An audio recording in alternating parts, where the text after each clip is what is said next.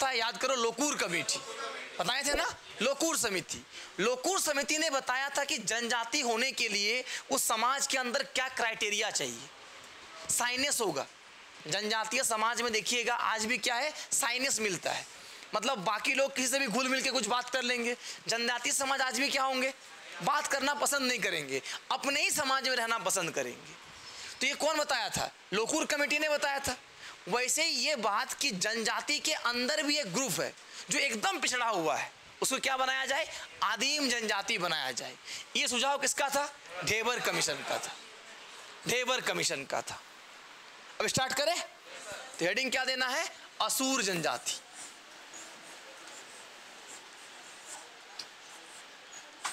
असुर जनजाति।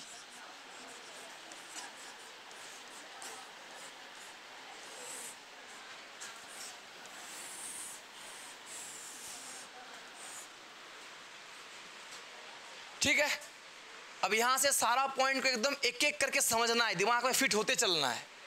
असुर जनजाति झारखंड की सबसे प्राचीनतम जनजाति है। मतलब अगर सबसे पहले झारखंड में कोई मानव या इंसान रहा होगा तो कौन रहा होगा, असुर। झारखंड की सबसे प्राचीनतम जनजाति कौन है, असुर। तो क्या लिखना है, झारखंड की सबसे प्राचीनतम, सबसे पुरानी क्या है, जनजाति है। झारखंड की प्राचीनतम जनजाति है, कौन है, असुर। झारखंड की प्राचीनतम जनजाति कौन, असुर जनजाति। पहला पॉइंट क्लियर। चलो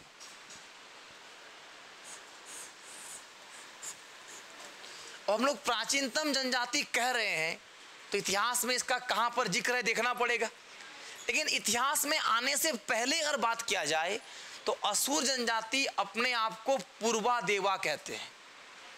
सर पूर्वादेवा कहने का मतलब देवताओं से भी पहले। असुर लोग कहते हैं कि हमारे जो पूर्वज हैं वो देवताओं से भी क्या है, पहले आए थे, मतलब भगवान से भी पहले। अब देख लो, बड़ा बड़ा कोई ग्रंथ उठा के देख लो, शिव पुराण टीवी में आता है, क्या आता था, भगवान शिव का कहानी क्या आता था, एक जो भी सीरियल वगैरह आता है, तो एक तरफ देवता एक तरफ क्या होते हैं, असुर। फिर वो समुद्र मंथन होता है तो एक तरफ देवता एक तरफ असुर होता है ना। तो ये लोग कहते हैं कि उस संस्कृति के हम लोग हैं, जब देवता भी इस धरती पे नहीं आए थे, उस समय इस धरती पे कौन आए थे, असुर आए थे। मैक्सिको माया जनजाति बनाए थे ना, वो भी इसी के अपने आप को क्या मानते हैं, वंशज मानते हैं। चलो, यानी हम क्या कहते हैं कि असुर जनजाति अपने आप को क्या कहते हैं, पूर्वादेवा। क्या कहते हैं, पूर्वादेवा। और ये लोग कहते हैं कि दुनिया में एक भगवान है, यानी ये लोग लिंग पूजक होते हैं। किसकी पूजा करते हैं, लिंग की, लिंग पूजक होते हैं। और इस वर्ड को किससे जोड़ा जाता है, भगवान शिव से। और इकलौता भगवान भी आप कह सकते हैं जो किसी के साथ कोई भेदभाव नहीं करता है, सभी के भगवान है वो। पशुओं के भी भगवान पशुपतिनाथ है ना, पशुओं के भगवान, वो तो दो ही इंसान के भगवान है। भगवान शंकर को हम लोग क्या कहते हैं, या तो पशुपतिनाथ या तो महादेव, देवों के देव। तो उस कैटेगरी में हम लोग भी क्या हुए, पशु हुए।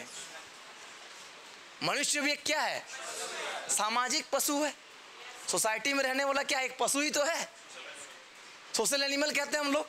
तो भगवान महादेव को हम लोग क्या कहते हैं, या तो पशुपतिनाथ, पशुओं के देव, या फिर देवों के देव, नहीं ना। तो भूत पिशाच जितने सारे आप बुरी आत्मा बोलते हैं, उन सब के भगवान कौन, महादेव।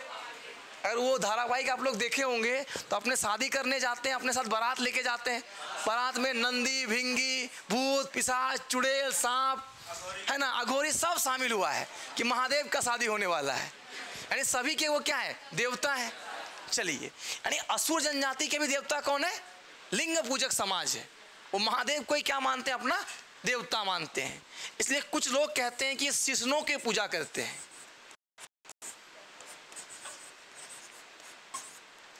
शिशुओं पूजक होते हैं, मतलब लिंग के पूजक होते हैं। ये वर्ड भी यूज किया जाता है किसके लिए, असुर जनजाति के लिए। एक ही है, पर्यायवाची शब्द है, पर कई बार क्या होगा एग्जामिनर चेंज कर देगा। और बस इतना में ही तो काफ़ी है ये बोलने के लिए कि सर हमको नहीं पढ़ाया गया है, काफ़ी है ना।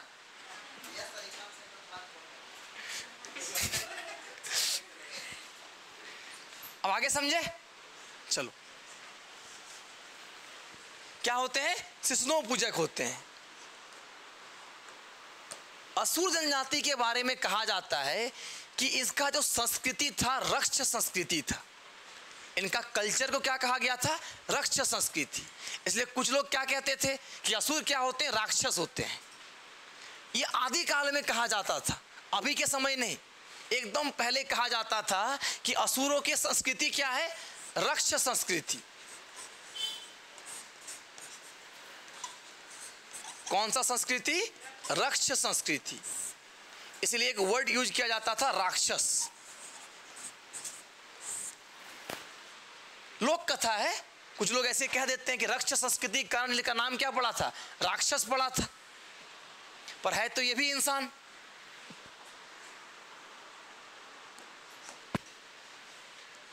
आगे बढ़ा जाए। देखो, असुर जनजाति का उल्लेख आपको बहुत ही प्राचीन ग्रंथों में मिलेगा, यहां तक कि ऋग्वेद में भी मिलेगा। ऋग्वेद, पुराण जैसे ग्रंथों में किस जनजाति का उल्लेख मिलता है? असुर जनजाति का उल्लेख मिलता है। क्या लिखेंगे हम लोग कि इस जनजाति का उल्लेख ऋग्वेद,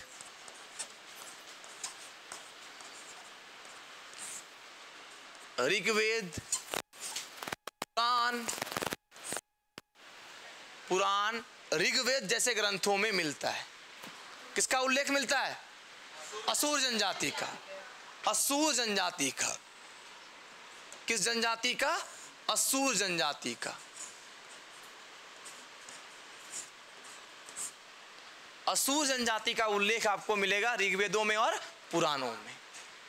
क्या कहा गया इसमें? इन लोगों को अनासह्य कहा गया है। अनासह्य मतलब चपटे नाक वाला। चपटे नाक वाला कहा गया किसको? असुरों को, कि ये अनासह्य है, ये क्या है? अनार्य है, इसको रहने सहने का तरीका पता ही नहीं है, एकदम क्या है, एकदम उस लोग कहा जाता है कि उस समय जो मानव सभ्यता है सभ्यता के खिलाफ है। उस समय की जो सभ्यताएं थी उसके क्या थी? एकदम अपोजिट में था।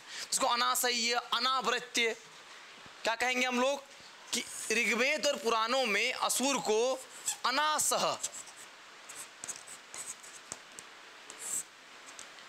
अनार्य, याद करो ऋग्वेद या वैदिक काल में झारखंड को अनार्य प्रदेश कहा जाता था। तो अनार्य क्यों कहा जाता था? उस समय यहाँ कौन रहते थे? असुर जनजाति। तो अनासह, अनार्य। सर अनासह मतलब चपटी नाक वाला।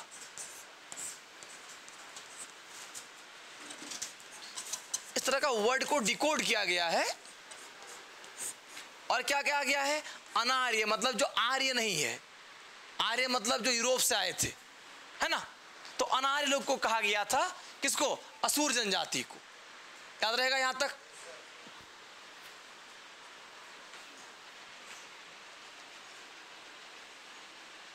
यानी झारखंड की सबसे प्राचीनतम जनजाति असुर।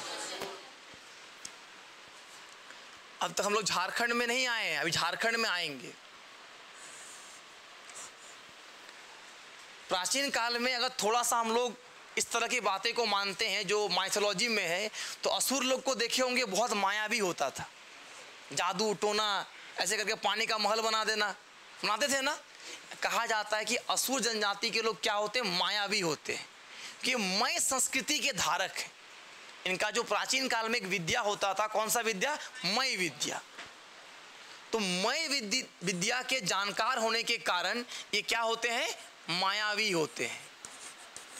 अभी वाले की बात नहीं कर रहे हैं, प्राचीन काल की बात कर रहे हैं कि मय विद्या इनका क्या था? बहुत ही माहिर था मय विद्या में।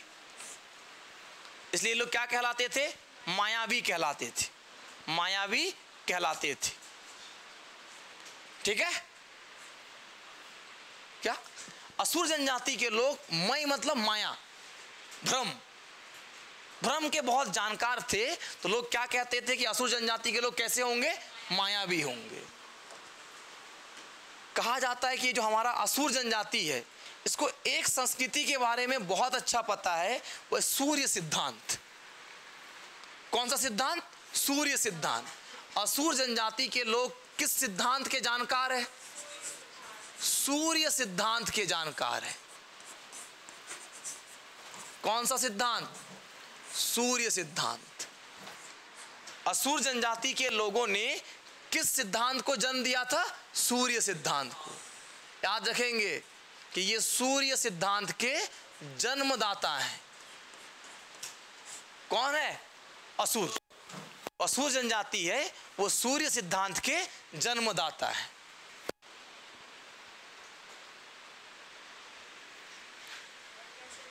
सूर्य सिद्धांत मतलब भगवान सूर्य की उपासना है ना, भगवान सूर्य की उपासना। जैसे कुछ लोग ऐसे भी मानते हैं कि असुर जनजाति के लोग प्राचीन काल में पानी में भी चल सकता था। टीवी वगैरह में देखे होंगे, कोई बड़ा बड़ा मायावी असुर आया, पानी का मतलब तालाब है, झील है, उसमें चल के पार हो जा रहा है, तो कहते हैं लोग जलबंद विद्या में माहिर थे।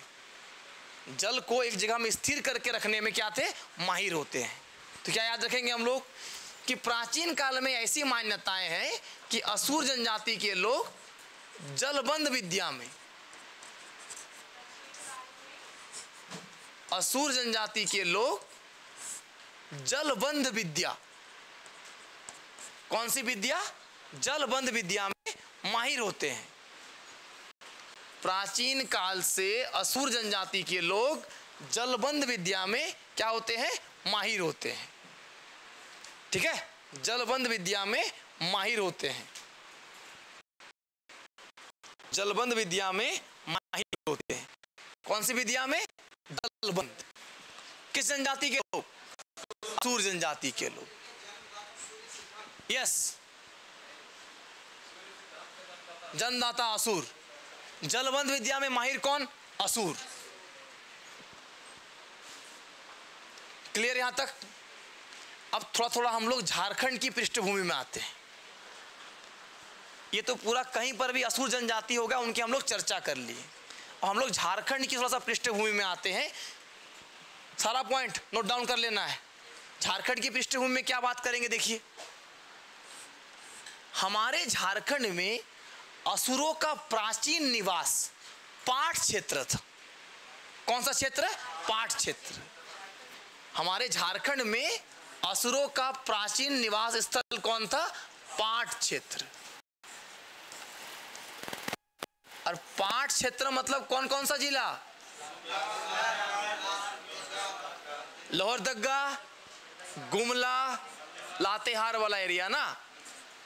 तो लोहरदगा, गुमला, लातेहार। नहीं, हम लोग झारखंड के बारे में बात कर रहे हैं कि झारखंड में कहां रहता था। अति प्राचीन काल में असुर लोग झारखंड में कहां रहते थे? पाट क्षेत्र में। और पाट क्षेत्र बोले तो लोहरदगा, गुमला और लातेहार वाला, है ना। अच्छा, पाट क्षेत्र में अगर ये तीनों ऑप्शन में ना रहे, लातेहार, लोहरदगा, गुमला ऑप्शन में ही ना रहे कि असुर का निवास स्थल, तो पाट क्षेत्र में पलामू भी तो आता है ना। यानी आंसर क्या हो जाएगा? पलामू। क्या कहें? ऑप्शन के अनुसार चलना है। लोहरदगा दिख गया तो लोहरदगा, गुमला दिख गया तो गुमला, नहीं दिखा तो पलामू। क्लियर है? क्या हो जाएगा? पलामू। चलो देखो, लोहरदगा में जब असुर लोग रहते थे तो हड़प्पा सभ्यता के समय अगर बात किया जाए, सिंधु घाटी सभ्यता, हड़प्पा सभ्यता, तो हड़प्पा सभ्यता के लोगों के साथ व्यापार कहाँ होता था? मेसोपोटामिया की सभ्यता। जो ईरान इराक की सभ्यता है उसको क्या बोला जाता है? मेसोपोटामिया की सभ्यता।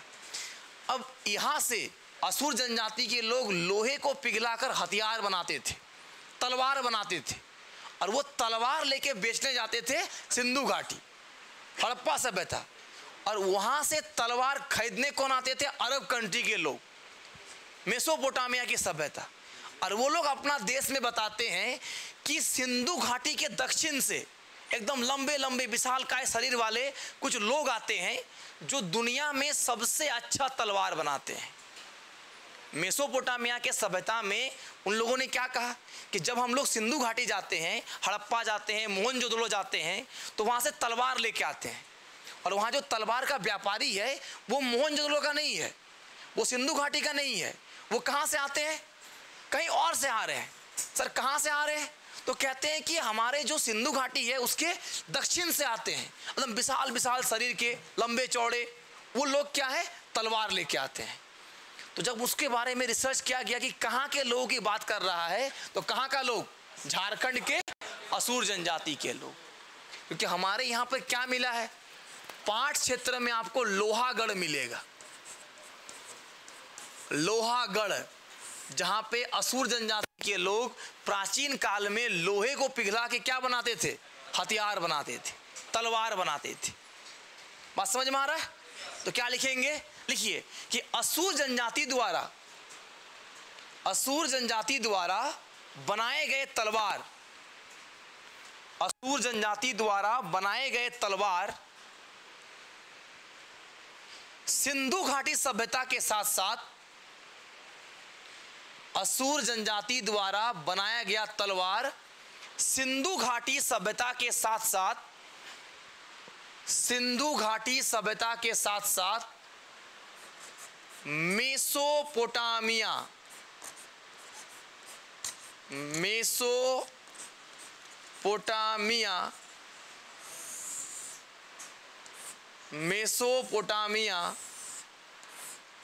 की सभ्यता,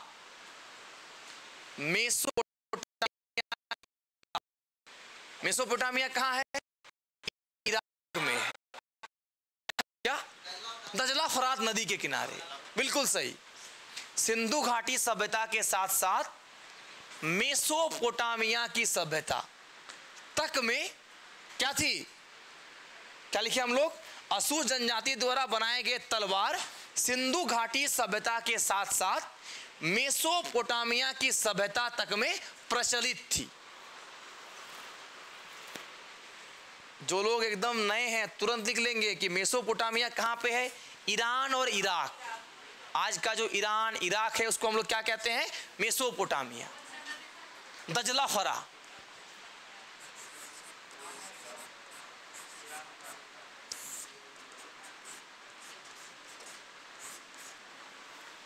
ठीक है? कौन सा? मेसोपोटामिया की सभ्यता तक में प्रचलित थी, प्रचलित थी। हो गया?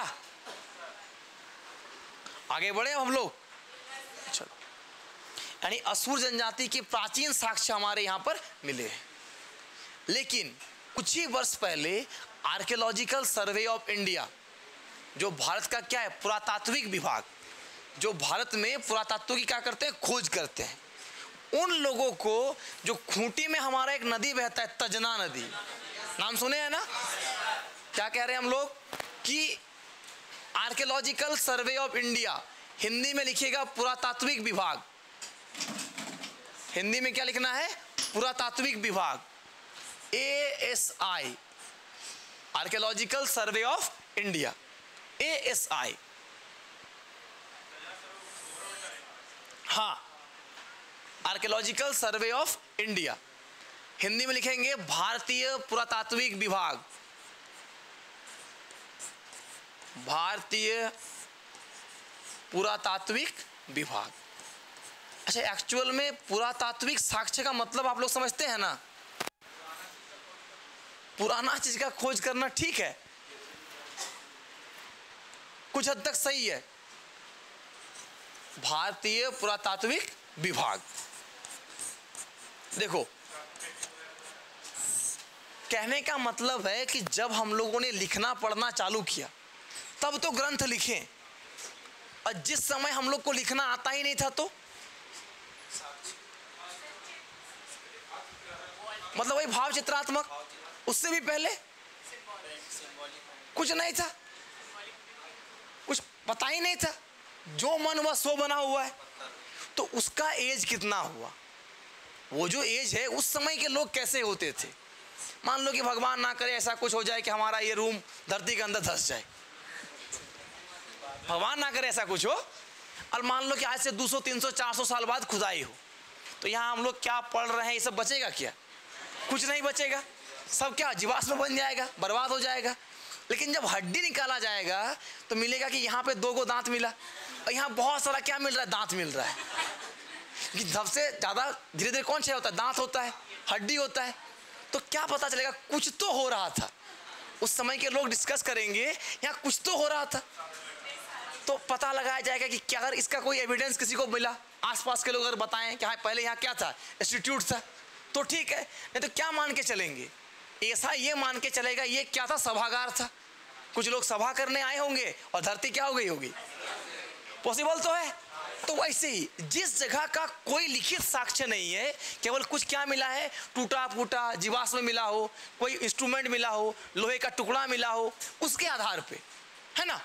तो हम लोग भारतीय पुरातात्विक विभाग क्या कहते हैं कि खूंटी जिला का लिखना है। कौन सा जिला?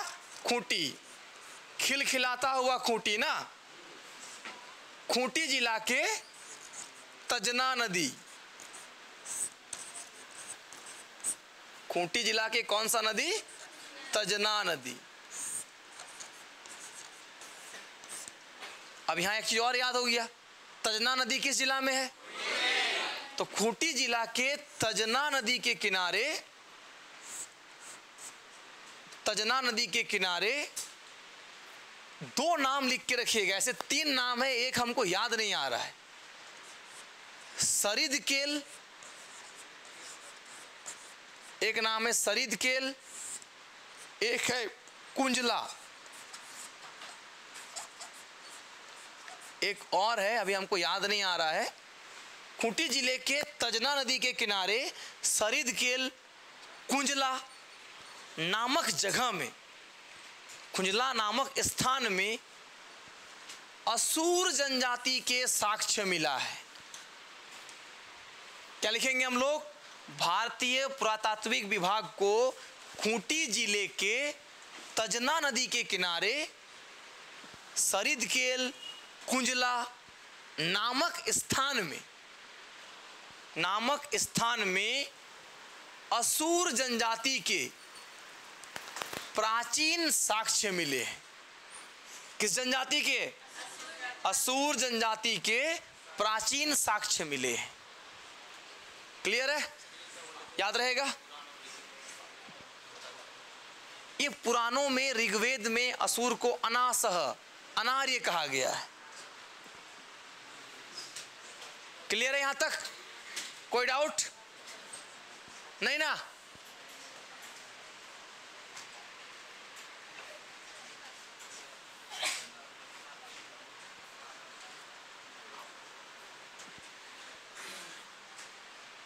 ठीक है, आगे बढ़े, स्लाइड चेंज कर लेते हैं। चलो अब देखते हैं कि झारखंड में असुरों का और क्या क्या चीज हमको जानना है। सबसे पहला चीज क्या है कि झारखंड में 3 तरह का असुर है।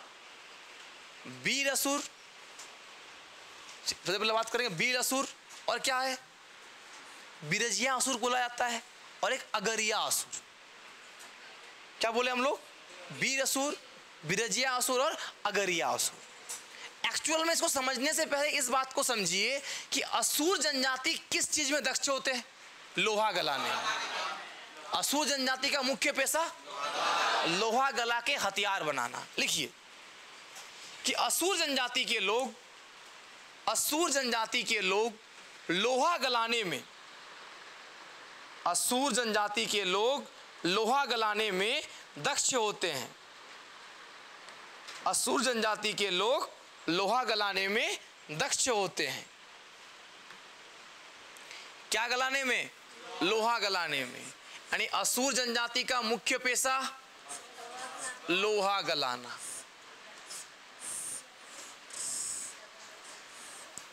दक्ष मतलब एक्सपर्ट, स्किल्ड। दक्ष कहने का मतलब क्या हुआ? एक्सपर्ट, है ना। दक्ष मतलब एक्सपर्ट होते हैं, स्किल्ड होते हैं। क्लियर? यानी असुरों का मुख्य पेशा लोहा गलाना। मुख्य ऑक्यूपेशन क्या है इसका? लोहा गलाना।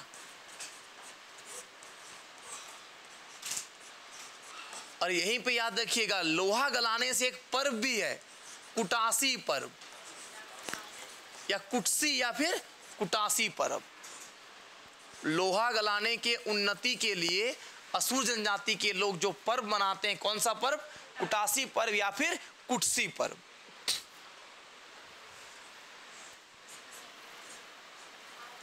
कुटासी पर्व या फिर कुटसी पर्व, उन्नति के लिए। अगर आप लोहा गलाने का काम करते हैं तो क्या चाहिएगा? कि आपका काम अच्छा हो। ऐसा थोड़े चाहिएगा कि काम खराब हो जाए। कोई चाहेगा ऐसा? कोई खेती कर रहा है तो खेती के क्या चाहेगा? उन्नति के लिए। पशुपालन कर रहा है तो उन्नति के लिए, कि मेरे पास आज 4 बकरी है, कुछ दिन के बाद 40 बकरी हो जाए। कोई चाहेगा कि 4 बकरी है 1 हो जाए? नहीं ना चाहेगी। तो चलो, तो असुर जनजाति का मुख्य पेशा क्या है? लोहा गलाना। और हम लोग क्या बात किए कि झारखंड में असुर जनजाति का जनरली 3 प्रकार है।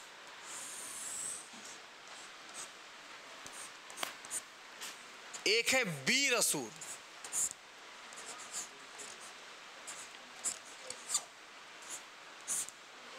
वीर असुर। दूसरा कौन है? बिरजिया असुर। असुर जनजाति का 3 टाइप है। कौन कौन टाइप है? वीर असुर, फिर बिरजिया असुर, और तीसरा कौन है? अगरिया असुर। वीर असुर, बिरजिया असुर और अगरिया असुर। वीर असुर, बिरजिया असुर और अगरिया असुर। सबसे पहले बात करते हैं वीर असुर का। ये जंगलों में रहेंगे और क्या होंगे? लड़ाकू होंगे, मतलब योद्धा होंगे, है ना। ये कहां रहेंगे? जंगल में। ये तीनों ही जंगल में रहते हैं, है ना। फिर भी क्या लिखेंगे? जंगलों, मतलब एकदम डीप जंगलों में रहेंगे। और ये मेनली क्या होंगे? योद्धा होंगे, लड़ाकू टाइप के होंगे। बिरजिया असुर मतलब घुमंतु। घुमंतु सोचते हैं आप लोग? जैसे आप लोग भटकने के लिए निकलते हैं, बस भटक रहे हैं, भटकाव वाला मतलब घुमंतु। एकदम घुमंतु जनजाति नहीं है। कुछ जनजाति है जो घुमंतु है। घुमंतु एक शब्द है, जो क्या शब्द होता है? मतलब एक जगह पर स्थिर ना रह के कई जगह पर, हाँ, मंजारा टाइप का। तो बिरजिया लोग क्या होते हैं? घुमंतु प्रकार के होते हैं, घुमंतु।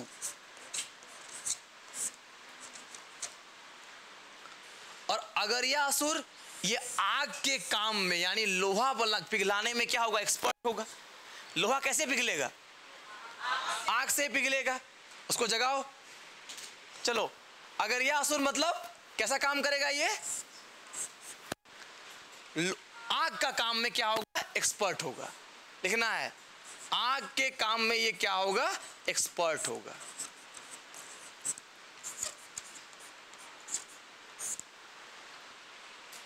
असुर जनजाति का 3 टाइप, वीर असुर, बिरजिया असुर और अगरिया असुर।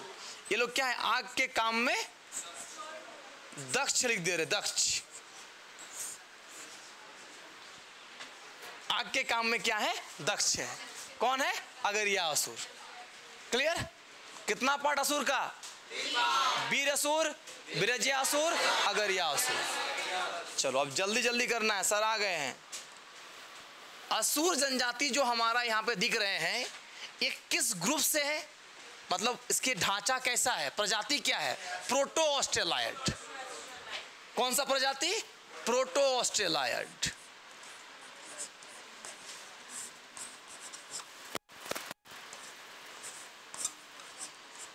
मतलब असुर लोग और हम लोग एक ही प्रजाति का है। दोनों ही क्या है? प्रोटो ऑस्ट्रेलाइड टाइप का है। प्रजाति मतलब समझाए थे, फिर से एक बार बता दे रहे हैं। शारीरिक बनावट के आधार पे कि नाक कैसा होगा, कान कैसा होगा, आंख कैसा होगा, छोटा होगा, बड़ा होगा, चेहरे का रंग कैसा होगा, बाल कैसा होगा, इन सब के बेसिस पर क्या है? ये लोग प्रोटो ऑस्ट्रेलाइड है। और असुर जनजाति की भाषा कौन सा है? भाषा कौन सा है? असुरी भाषा। कौन सा भाषा बोलता है? असुरी भाषा। और इसका लिपि नहीं पूछना है। असुरी भाषा प्राय विलुप्त हो रही है। असुरी भाषा के बारे में अगर बात किया जाए तो ये कैसी भाषा हो रही है? विलुप्त प्राय भाषा। धीरे धीरे ये भाषा क्या हो रही है? गायब हो रही है। जो हमारा असुरी भाषा है वो विलुप्त प्राय भाषा है। एक तो असुर जनजाति की संख्या कम है, आदिम जनजाति है, तो आपस में जो बोलते होंगे उतना ही समझ में आ रहा होगा, बाकी लोग को समझ में ही नहीं आता है। बाकी देखिए, मुंडा हो चाहे उरांव हो चाहे खड़िया हो, हम लोग सदानी या सादरी भाषा का यूज़ करते हैं। नागपुरी, खोटा मिक्स, जो सबको समझ में आता है, जो जनजाति है उसको भी, जो गैर जनजाति है उसको भी। क्यों? अब मुंडारी भाषा उरांव को नहीं आता है। अब कुड़ुक लोग बोलना स्टार्ट करेगा तो मुंडा नहीं समझेगा, संथाल नहीं समझेगा, गैर आदिवासी नहीं समझेंगे। अब खड़िया लोग खड़िया भाषा बोलेगा तो बाकी लोग समझ में नहीं आएगा। तो हम लोग जो बोल चाल की भाषा हमारा झारखंड में क्या है? सादरी भाषा, जो सब मतलब मिला जुला है। ये जो मिला जुला वर्ड बोले ये भी क्या है? सादरी है। ये ना बोलते हैं कि मिला जुला बोलते हैं हम लोग, मतलब सबका हल्का हल्का मिक्सचर है। तो भाषा कैसा है? असुरी भाषा। ये भाषा धीरे धीरे क्या हो रहा है? विलुप्त हो रहा है। कहा जाता है कि ये भाषा भी आस्ट्रिक भाषा परिवार से है। ये भी किस भाषा परिवार का होगा? आस्ट्रिक भाषा हो परिवार कहा जाता है, क्योंकि आता तो किसी को है नहीं। सच्चाई यही है। आप लोग बाहुबली मूवी देखे हैं ना, उसमें वो लोग जो अटैक करने आता है अपने आप में बात करता है, सोच के देखो वैसे ही लगेगा। कोई और आके सामने बात करे और आप लोग को उस भाषा के बारे में जानकारी ना हो तो क्या लगेगा? क्या बोल रहा है, लगेगा ना। चलो यहाँ तक क्लियर है? चलिए अब 2-3 टर्म जानेंगे बस, उसके बाद छुट्टी हो जाएगा, सर क्लास लेंगे। असुर जनजाति में एक संस्कार होता है, उसको चामबंदी संस्कार कहा जाता है।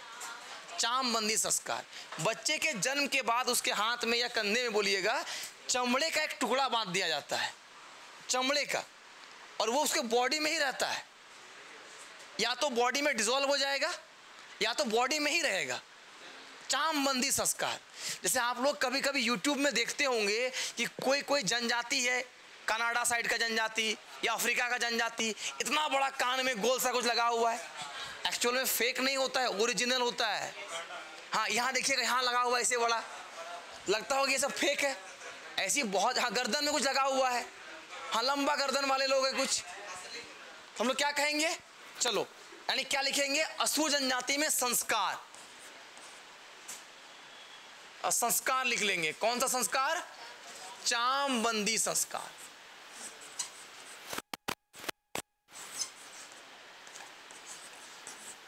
चामबंदी संस्कार क्या होता है? बच्चे को जन्म के समय एक चमड़े का धागा क्या किया जाता है? बांध दिया जाता है। लिख सकते हैं इस संस्कार में बच्चे के जन्म के पश्चात, बच्चे के जन्म के पश्चात चमड़े का एक धागा बांध दिया जाता है। जन्म के पश्चात चमड़े का एक धागा बांध दिया जाता है।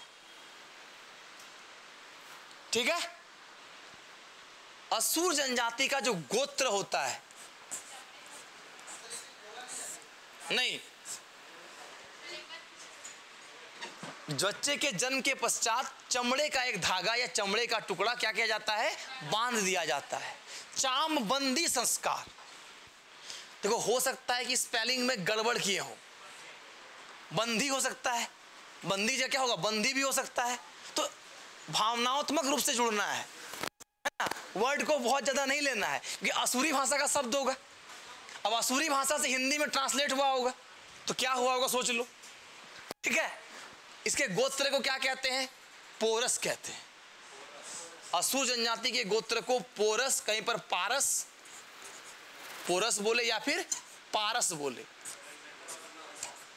हाँ, अलेक्जेंडर बोला, पोरस नहीं कह रहे हैं। असुर जनजाति का गोत्र क्या है? पोरस या फिर पारस। गोत्र, गोत्र समझाए थे आप लोग को, समझाए थे ना पहले ही क्लास में। पंडित जी बोलते होंगे अपना नाम और गोत्र बोलिएगा, ओम स्वाहा कहते हैं ना, तो वही वाला गोत्र पोरस या फिर पारस। अब देखिए, असुर जनजाति में जो विवाह संस्कार होती है, विवाह पद्धति होती है, तो उसमें एक पद्धति चलता है डोल मेला। असुर जनजाति लोग एक मेला टाइप का लगता है, डोल मेला, है ना, ढोल मेला भी बोल सकते हैं आप, डोल बोलिए या फिर ढोल बोलिए, है ना। इसमें क्या कहते हैं, जीवन संगी का चयन होता है। जीवन संगी मतलब क्या, विवाह होता है, लाइफ पार्टनर वही कहिए। एक कोई चुना और उसने लगा दिया चूना, है ना, वही वाला। असुर जनजाति में एक आयोजन होता है डोल मेला। इसमें क्या होता है, जीवन संगी का चयन किया जाता है। जीवन संगी, है ना, जीवन संगी का चयन किया जाता है। अभी और अच्छा होता है, सुन लो। यस, कैसा डोल मेला चलता है, इसमें जीवन संगी का चयन होता है, लेकिन दोनों को बराबरी का अधिकार रहता है, पुरुषों को भी और महिलाओं को भी। और जो अभी के समय में एक बहुत कॉमन वर्ड सुनते होंगे, लिव इन रिलेशनशिप, सुनते होंगे ना, बहुत पॉपुलर वर्ड है। असुर जनजाति का विवाह पद्धति है। ये जो विवाह पद्धति, इसको मॉडर्नाइज कह रहे हैं कि मॉडर्न जमाना का है, कोई मॉडर्न नहीं है। असुर जनजाति में इस विवाह पद्धति को इदमी विवाह कहा जाता था। क्या कहा जाता था, इदमी विवाह। याद रखेंगे, एक अनोखी विवाह पद्धति है, ऐसे लिखिए कि असुर जनजाति की एक अनोखी विवाह पद्धति है जिसे इदमी कहा जाता है। इदमी, कहीं एक बार ई त मी भी कर देता है, इदमी विवाह। असुर जनजाति की एक अनोखी विवाह पद्धति है, अनोखी विवाह पद्धति है या अनूठा विवाह पद्धति है। क्या नाम है, इदमी विवाह। इसमें शादी से पहले वर और कन्या एक साथ रहते हैं, लेकिन अभी के समय से बहुत अच्छा है। क्यों अच्छा है, इदमी विवाह एक तरीका है कि उसको मृत्यु होने से पहले, मरने से पहले दोनों को शादी करना अनिवार्य है। और अभी तो 3 साल बाद समझ नहीं आता है, 3 साल तक साथ में रहा कोई दिक्कत नहीं, 3 साल बाद लगता है कि गैप बनाया जाए, अंडरस्टैंडिंग में इशू हो रहा है। 3 साल तक घास छिल रहे थे, है ना। खैर, हम क्या कह रहे हैं कि असुर जनजाति में जो इस तरह के विवाह है, इसका अलग कारण था। इसका कारण क्या था, सिस्टम यह है कि विवाह के पश्चात पूरे कबीला को भोज भात देना होगा, पूरे कबीला को देना होगा। अब कोई गरीब परिवार है, उसका भोज भात देने का सामर्थ्य नहीं है, तो वो पति पत्नी की तरह एक साथ रहेगा तो ठीक, लेकिन जब तक विवाह नहीं होगा आदमी भोज भात कैसे मांगेगा। तो जब विवाह करेगा, पैसा वैसा जुगाड़ हो जाएगा, तब ऑफिशियली क्या कर लेगा, विवाह कर लेगा और सभी को क्या दे देगा, पार्टी दे देगा। तो पार्टी का जुगाड़ नहीं होता था, तो लोग क्या करते थे, इदमी विवाह करते थे। गरीब परिवार के जो असुर थे वो इस तरह के क्या करते थे, विवाह करते थे। याद रहेगा। तो गोत्र को क्या कहते हैं, पोरस, और एक अनोखी विवाह पद्धति का नाम क्या है, इदमी। और मेला कौन सा, डोल मेला। अच्छा, इस जनजाति में बधुमूल्य चलता था, उसे डाली टका कहा जाता था। डाली मतलब नेग और टका मतलब पैसा। डाली मतलब सामान। जैसे अभी भी शादी ब्याह देखिएगा, वो बड़ा सा काजू, किशमिश, खजूर ले जाते ना पैक करके, तो डाली में बना के, वही है डाली मतलब नेग और टका मतलब पैसा। तो असुर जनजाति में बधुमूल्य को क्या कहते हैं, डाली टका कहते हैं।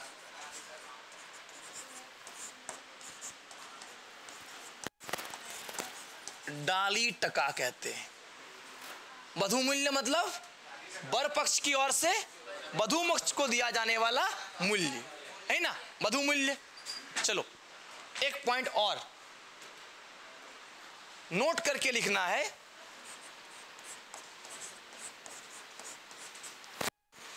नोट डाल के लिखना है कि असुर जनजाति में, नोट करके लिखना है कि असुर जनजाति में कुंवारे लड़के या लड़की को असुर जनजाति में कुंवारा कहने का मतलब बैचलर ना, कुंवारे लड़के या लड़की को, कुंवारे लड़के या लड़की को केले का पौधा लगाना, केले का पौधा लगाना,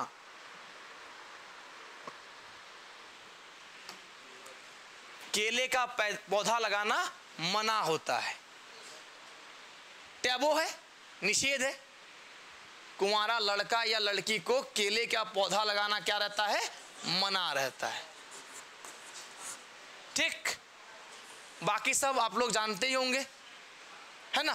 बाकी सब ठीक, बस चल रहा है, नहीं बोलना है, ठीक है। बाकी क्या कह रहे हैं कि इसका सर्वोच्च देवता कौन होगा? सिंह बोंगा, सिंह बोंगा होगा। इनका धार्मिक पुजारी कौन होगा? बैगा, ठीक है। ये सब पॉइंट अपने से भी लिख सकते हैं, लिख ही लीजिए, जल्दी जल्दी लिख लीजिए। अभी अभी वही पाठ क्षेत्र में ही है, हाँ लिख लीजिए, जल्दी लिखिए कि असुर जनजाति के, हाँ असुर जनजाति के सर्वोच्च देवता सिंह बोंगा। असुर जनजाति के सर्वोच्च देवता सिंह बोंगा। धार्मिक प्रधान कौन होगा? बैगा, धार्मिक प्रधान बैगा। ओके, अब हम लोग नेक्स्ट क्लास में मिलेंगे। अच्छा रुको रुको, एक चीज तो छूट ही गया, सबसे मेन चीज, बैगा। बैगा बैगा हमारे झारखंड का सबसे पवित्र पेय पदार्थ क्या है? हमारा हड़िया। तो हड़िया आज का थोड़े है, वो ऋग्वैदिक काल से चल रहा है। असुर जनजाति के लोग हड़िया को क्या बोलता था? बोथा या झुरनुई, बोथा या झुरनुई। हो लोग क्या बोला था? इली। तो लिखेंगे असुर जनजाति के द्वारा चावल से बनाई गई शराब, चावल से बनाया गया पवित्र पेय, पेय पदार्थ, चावल से बनाया गया पवित्र पेय पदार्थ। हाँ, उसको पचोई भी बोलते हैं, महुआ अलग टाइप का हो गया थोड़ा सा। प्रमुख पेय पदार्थ क्या कहलाता था? बोथा या झुरनुई। देखो हड़िया का भी हम लोग कितना नाम सीख गए क्या? इली हो गया, हड़िया हो गया, पचोई हो गया, बोथा या झुरनुई।